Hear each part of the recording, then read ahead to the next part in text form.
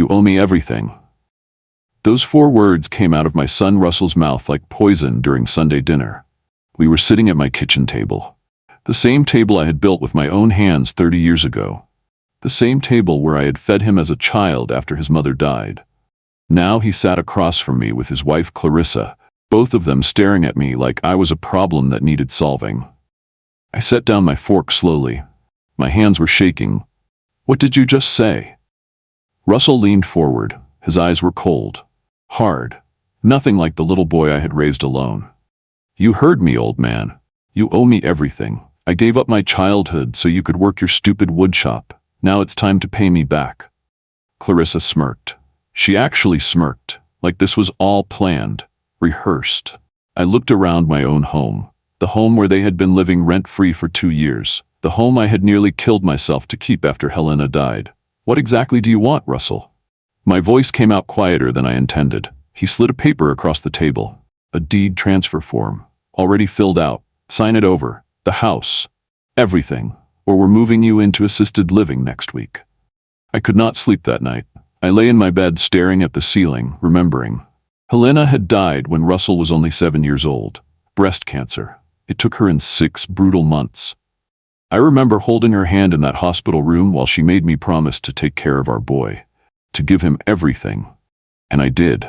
God knows I did. I worked 14-hour days in my woodshop, building custom furniture for anyone who would pay.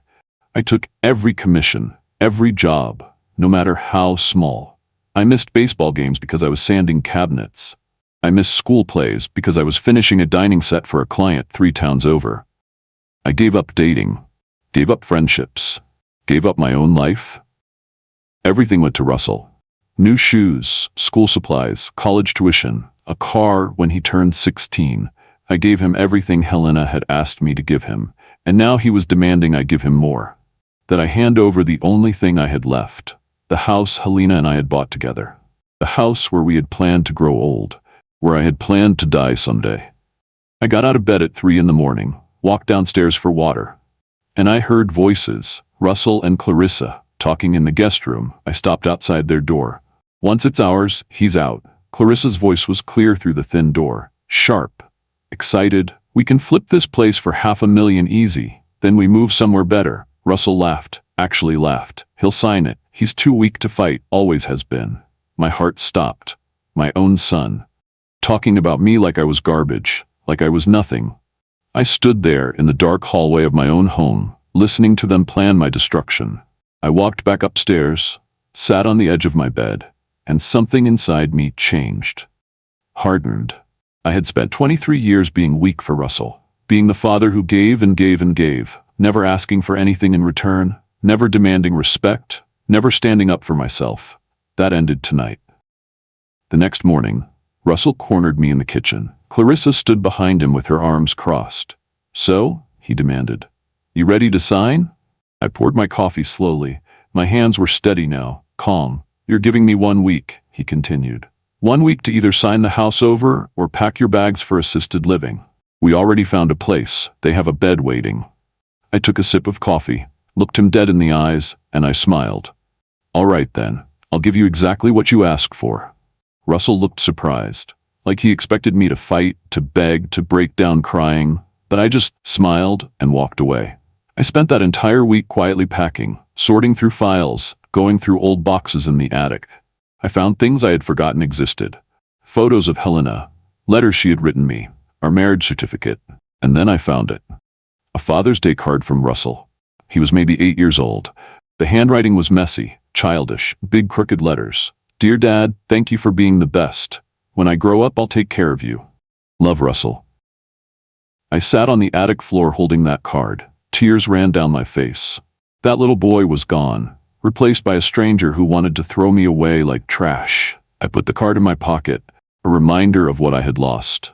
That afternoon, I made a phone call to an old friend, Marcus. He had been my apprentice 20 years ago.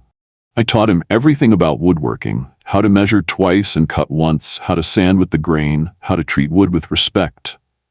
Now Marcus was a lawyer, a successful one. He had always stayed in touch, always checked on me, more than my own son ever did. "Marcus," I said when he answered, "I need your help." We met at a small coffee shop across town, somewhere Russell would never see us. Marcus looked concerned when I explained the situation. He listened carefully, taking notes. When I finished, he leaned back and smiled. "Do you remember what Helena did before she died?" he asked. I shook my head. "She set up a trust. A living trust. I was there when she did it. I was just starting law school. She made me witness the documents." My heart started racing. "What are you saying?" Marcus pulled out his laptop. Opened a file. "The house isn't actually in your name. It never was.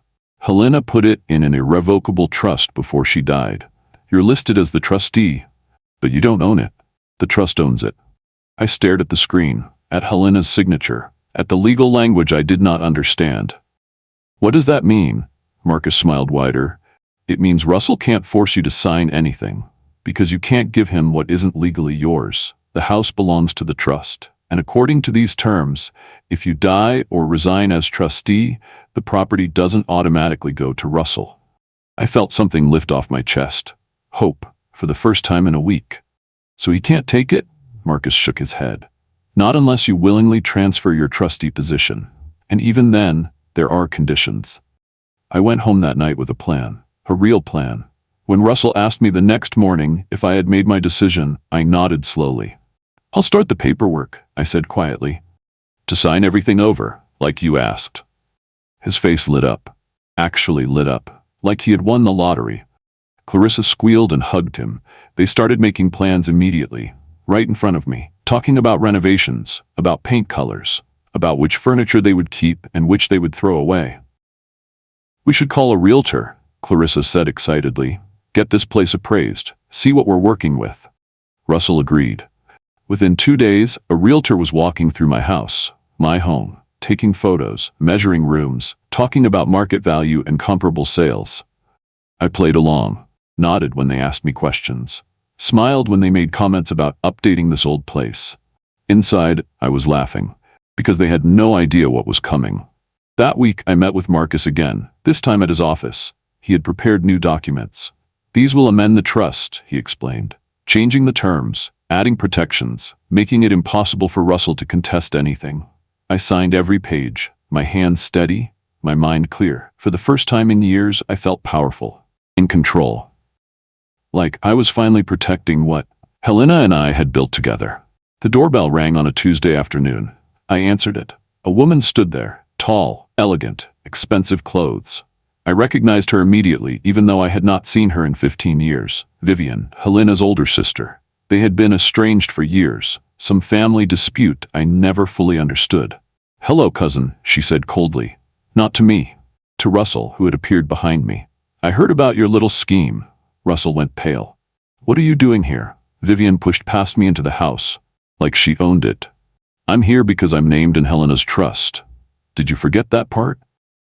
I had not known that. Marcus had not mentioned it. Vivian turned to me. Her expression softened slightly. "Helena added me as a silent beneficiary years ago. If anything happened to you, a portion of the estate goes to me. I have legal standing to contest any changes to the trust." Russell looked like he might be sick. Clarissa grabbed his arm. Vivian smiled. It was not a warm smile. "I have money, lots of it, and I loved my sister. If you think I'm going to let her ungrateful son steal from the man she loved, you're insane." She turned to me. "Whatever revenge you're planning, I'll fund it. Lawyers, investigators, whatever you need." I started moving money, quietly, carefully. My pension, my savings, the small amount I had left in joint accounts. I transferred everything into a private account only I could access. Marcus helped me set it up, completely secure, completely hidden.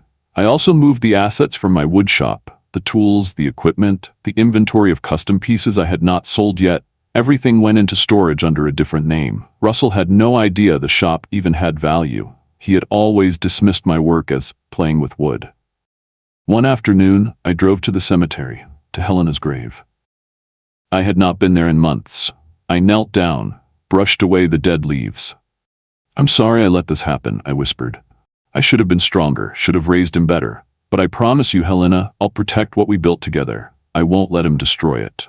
The wind picked up. It felt like an answer. Like she heard me. I stayed there for an hour, just sitting, just remembering. When I finally left, I felt ready. Ready for whatever came next. That night, I got a phone call from a neighbor. "I saw your house listed online," she said, confused. "Are you selling?"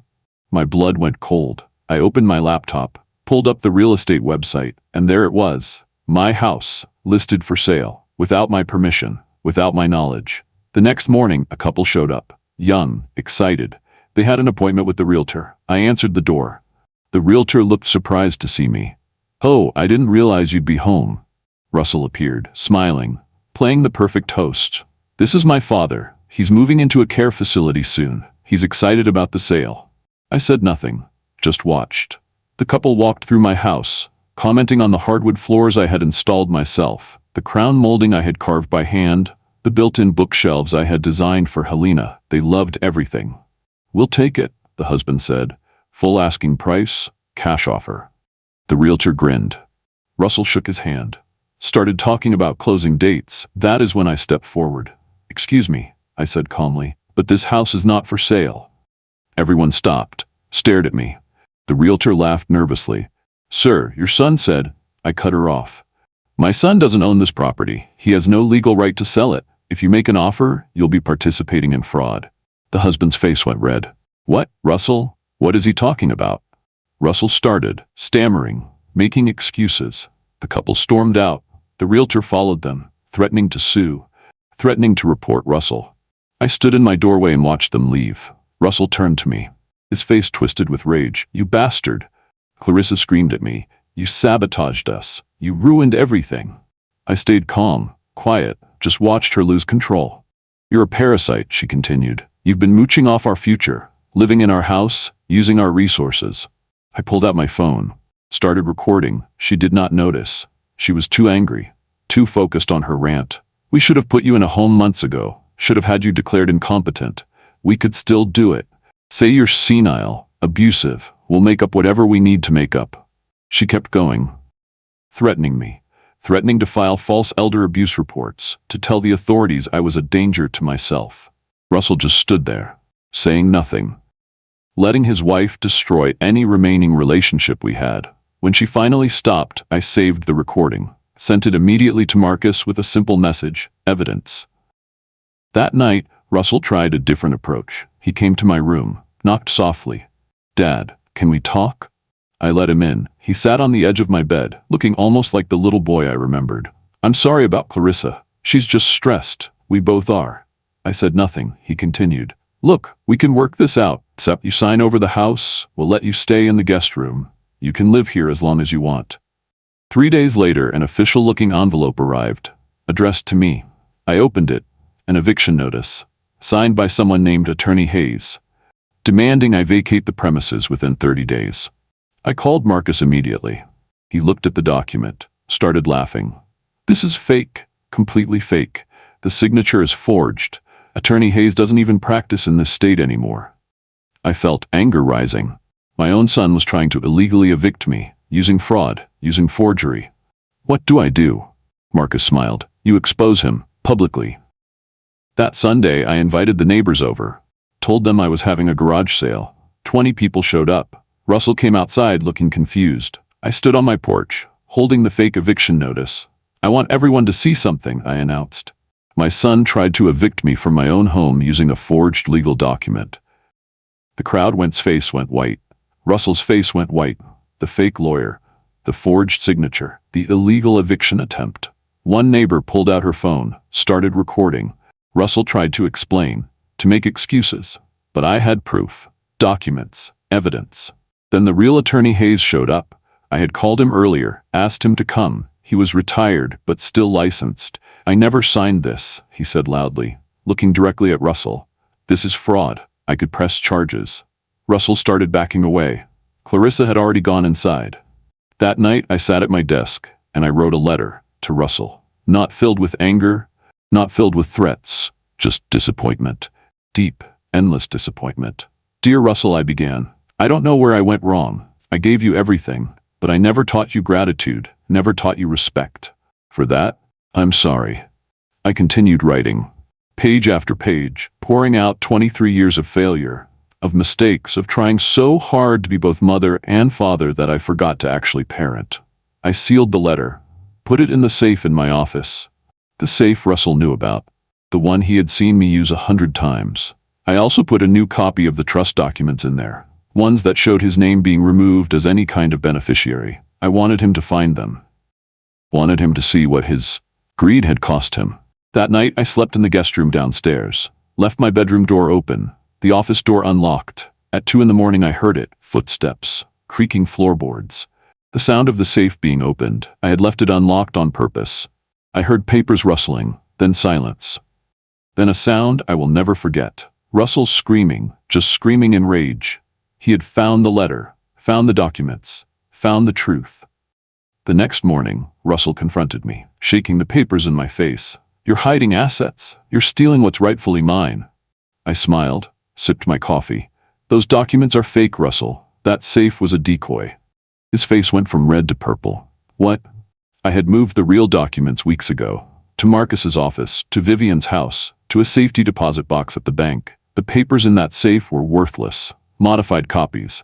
Designed to make him panic. Designed to make him show his true colors. You think I'm stupid? I asked quietly. You think I didn't know you'd go through my things? That you'd try to find a way to take everything? Russell threw the papers on the floor. You can't do this. I'm your son. You owe me. There it was again. That phrase, I owe you. I stood up. Looked him directly in the eyes. I owe you nothing, Russell. I gave you life. I gave you a home. I gave you love. I gave you opportunities. What you did with all of that, that's on you. Clarissa appeared. We're calling a lawyer, a real one. We're gonna fight this. I nodded. Good, because I have recordings, documentation, witnesses. I have everything I need to prove you tried to defraud me, to abuse me, to steal from me. The following week, I made an announcement. To everyone who knew me, to my former clients, to the woodworking community. I'm selling my workshop, everything in it, the tools, the equipment, the business itself. People were shocked. The workshop had been my life for 40 years. My legacy, my passion. Russell heard about it through a mutual friend. He showed up at my door, actually smiling. Finally, he said, you're giving up. About time, old man. I said nothing, just let him think he had won. The sale happened fast. One buyer, cash offer. Marcus, my former apprentice, the one who actually appreciated what I had taught him. We signed the papers at Marcus's office. Russell did not know. Nobody knew. As far as the community was concerned, I had sold out to some investor from out of town. The truth was different. Marcus and I had made a private arrangement. He would reopen the business under a new name. I would be a silent partner, still involved, still creating, still doing what I loved. You taught me everything, Marcus said as we shook hands. How to build, how to run an honest business, how to treat people with respect. Now I'm returning the favor. You'll always have a place here, always have income, always have purpose. I felt tears forming. Someone actually valued me, actually appreciated what I had given. Russell threw a party at my house, without asking me, without even telling me. I came home from the store to find cars everywhere. Music blasting, strangers walking through my home, drinking, laughing, celebrating. I walked through the crowd, nobody even noticed me, the man who actually owned the place. Russell was in the living room, surrounded by friends, bragging. Yeah, the old man finally gave up, sold his shop. Probably moving out soon. People congratulated him, patted his back, like he had accomplished something. Clarissa was showing off the house, talking about renovation plans, about knocking down walls, about modernizing everything. I stood there invisible in my own home, and I pulled out my phone, made a call to the city inspector's office. I'd like to report illegal modifications to a residential property, I said calmly. Gave them my address. Told them about the unpermitted work Russell had done to the basement. The rental unit he had built down there, without proper permits, without inspections. 20 minutes later, an inspector arrived. The party stopped. Music cut off. The inspector walked through the house, taking notes, taking photos. Found the illegal basement apartment immediately, the unpermitted electrical work, the code violations. He turned to Russell. Who authorized this work? Russell pointed at me. He did. It's his house. The inspector looked at me. I smiled. Actually, I'm just the trustee. The violations added up fast, thousands of dollars in fines. The basement apartment had to be demolished, returned to original condition, all at Russell's expense, because he was the one who had done the work, the one who had rented it out illegally. The one who had pocketed the money. Clarissa was furious. "This is your fault," she screamed at Russell. "You said this would work. You said we'd make money." They fought for hours. I heard everything through the walls, their perfect plan falling apart, their greed destroying them from the inside. But the stress was getting to me too. One morning, I woke up with chest pains. Sharp, shooting. I could barely breathe. I managed to call for help before I collapsed. The ambulance came, rushed me to the hospital. Minor heart attack, brought on by stress, by months of fighting, of betrayal. I woke up in a hospital bed. A nurse was checking my vitals. "You had visitors," she said kindly. She handed me a list. Marcus had come, Vivian had come, some of my old clients had come, my brother Boyd had come. But Russell's name was not on that list. Neither was Clarissa's. My own son had not even bothered to check if I was alive. The nurse saw my face, squeezed my hand gently. "I'm sorry," she whispered. I nodded, too tired to cry, too hurt to be surprised. I stayed in the hospital for 3 days. Marcus visited every single day, brought me books, magazines, sat with me, talked about the workshop, about new projects, about the future. "You know," he said on the second day, "you've been more of a father to me than my own dad ever was." Those words hit me hard, because I realized something. I had spent 23 years trying to be everything to Russell, and he had become nothing. But Marcus? I had just taught him a trade, treated him with basic respect, and he had become someone I was proud of, someone who actually cared. "I'm changing my will," I told Marcus. "Everything goes to you, the house, the trust assets, all of it." Marcus tried to argue, said it was too much. I cut him off. "You earned it, not through blood, through character, through being the kind of man I tried to raise." We filed the paperwork that week, a new will. Ironclad, witnessed by hospital staff, notarized, legal. Everything went to Marcus. If Russell wanted to contest it, he would lose. Because I had documented everything. Every threat, every attempt at fraud, every moment of abuse. A mutual friend accidentally let it slip to Russell, mentioned it in passing, that I had changed my will. Russell called me, screaming, "You can't do this. I'm your son, your blood." Russell showed up at the house the day I came home from the hospital. He was waiting on the porch. I walked past him, weak, tired, still recovering. He followed me inside, started yelling immediately. "You're ruining me. Everything I've worked for. You're destroying my future." I turned around slowly, looked at him, really looked at him, and I said the words I had been holding back for months. "I gave you exactly what you asked for, Russell. Everything you deserved, which is nothing."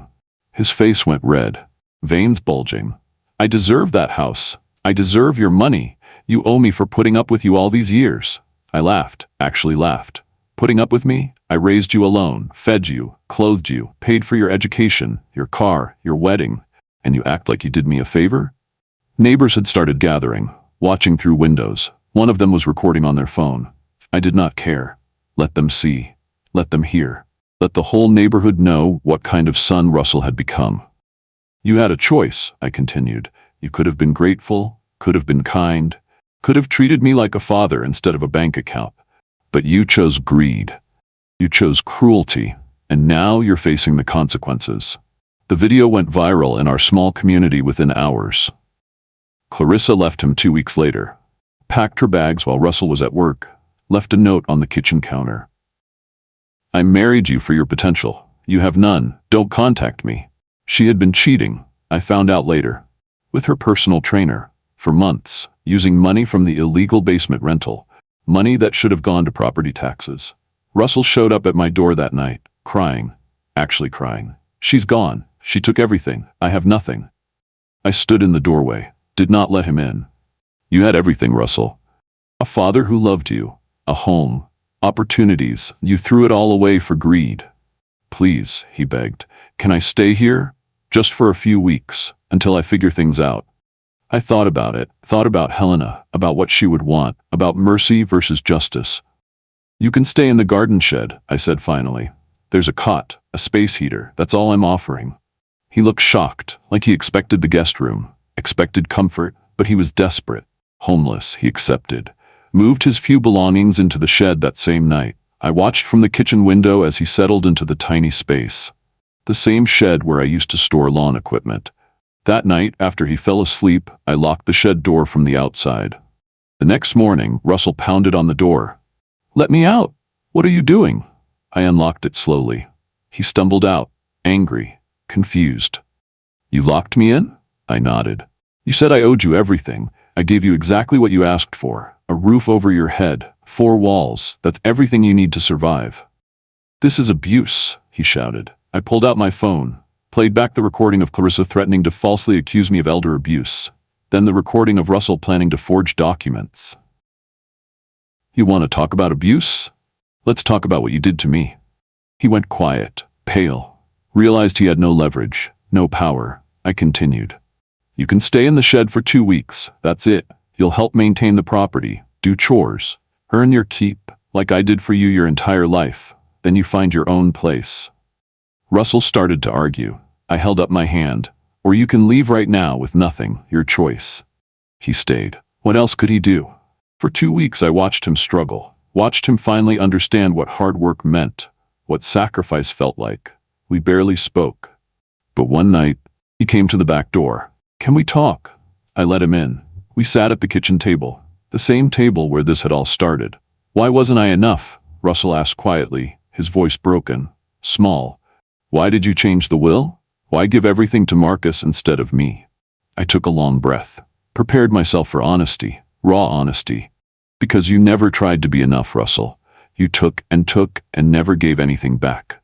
I was a kid. You were supposed to take care of me." I nodded. "And I did, for 18 years. But you're 30 now, and you're still acting like I owe you something, like the world owes you something." He looked down at his hands. "Mom died. You were always working. I felt abandoned." That hurt, cut deep. I worked because we needed money, because I was one person doing the job of 2. "I'm sorry you felt abandoned. I truly am, but that doesn't give you the right to try to steal from me, to abuse me, to throw me away." Tears ran down his face, real tears. Maybe the first genuine emotion I had seen from him in years. "I don't know how to fix this." I leaned back, tired. So tired. "You can't fix it, Russell. You could only learn from it. Be better. Do better. Not for me, for yourself." We sat in silence for a long time. Then he stood up. "I'll be gone in the morning." Russell left 3 days later. Found a small apartment across town. Got a job at a hardware store. Minimum wage. He was starting over, from nothing, like I had done after Helena died. I did not help him financially, did not co-sign his lease, did not give him money for deposits. He had to do it alone. But I did do one thing. I called his new landlord, told him Russell was reliable, a hard worker when he wanted to be. Gave him a chance. That was all, just a chance. The rest was up to Russell. 2 weeks after he left, the formal eviction paperwork was finalized. Legal. Official. Russell was no longer my dependent, no longer my responsibility. The house was mine again. Well, the trust's, but it felt like mine. I walked through the empty rooms, cleaned up the mess Russell and Clarissa had left behind, repaired the damage they had caused. Slowly, I made the house feel like home again, like Helena's home, like our home. One afternoon, a letter arrived from the community center. Marcus had nominated me for a local hero award, for my years of woodworking, for training young people, for contributing to the community. The ceremony was in 3 weeks. I folded the letter carefully, put it in my pocket next to the Father's Day card from when Russell was 8. The award ceremony was beautiful, small, intimate, held at the community center where I had volunteered for years. Marcus gave a speech, talked about how I had taught him to build with his hands and with his heart, how I had shown him that true success was measured in character, not money. Vivian came, sat in the front row, smiled at me. We had grown closer over the months. She told me stories about Helena, about their childhood, about the sister I had loved but never fully known. Boyd came too, my younger brother. We had been distant for years, but he hugged me after the ceremony. "I'm proud of you," he said, "for standing up for yourself." I accepted the award, a small wooden plaque made by one of Marcus's new apprentices. It had my name engraved on it, and a simple phrase, "Builder of things and builder of people." I held it in my hands, felt the weight of it, the meaning. That weekend, I drove to the cemetery, to Helena's grave. I sat down on the grass, placed the award next to her headstone. "They tried to take everything," I said out loud, "but I remembered who I was, who we were, what we built together." The wind picked up, warm, gentle, like a whisper, like an answer. I stayed there until sunset. Life settled into a new rhythm. I worked part-time at Marcus's workshop, not because I needed the money, but because I needed the purpose. I taught classes, helped design new pieces, mentored young apprentices who reminded me of Marcus 20 years ago. Russell called occasionally, not often, maybe once a month. The conversations were short, awkward, but they happened. He was trying, learning, growing up 15 years too late, but growing nonetheless. He told me about his job, about saving money, about learning to budget, about realizing how hard I had worked to give him the life he had taken for granted. "I'm sorry," he said during one call, "for everything. I know sorry doesn't fix it, but I need you to know." I accepted his apology, not because I had fully forgiven him, but because holding on to anger was exhausting, and life was too short. Helena had taught me that. Cancer had taught me that. The house felt peaceful now. I had removed all traces of Russell and Clarissa, repainted, redecorated, made it mine again. Vivian helped. She had good taste, good instincts. We had Sunday dinners together now. Her, me, Marcus, sometimes Boyd. A new kind of family, not blood, but chosen, built on respect and mutual care. One evening, sitting on my porch, I realized something. I had given Russell exactly what he asked for. He had said I owed him everything, so I gave him everything he actually deserved. Not the house, not the money, not the easy life he demanded, but the lesson he desperately needed. The lesson about consequences, about gratitude, about earning respect instead of demanding it. I gave him the truth, hard and painful, but necessary. Some children need to fall before they learn to stand properly. Russell had been falling his whole life, and I had always caught him, always softened the landing. Not anymore. Now he was standing on his own, struggling, but standing. And maybe, years from now, he would understand, would appreciate what I had actually given him. Not material things, but something far more valuable, the chance to become better. I sat on my porch as the sun set over the neighborhood. The same porch where this had all started, where Russell had demanded I sign over my life. I thought about Helena, about the promises I had made to her. I had kept them. Just not the way I originally thought I would.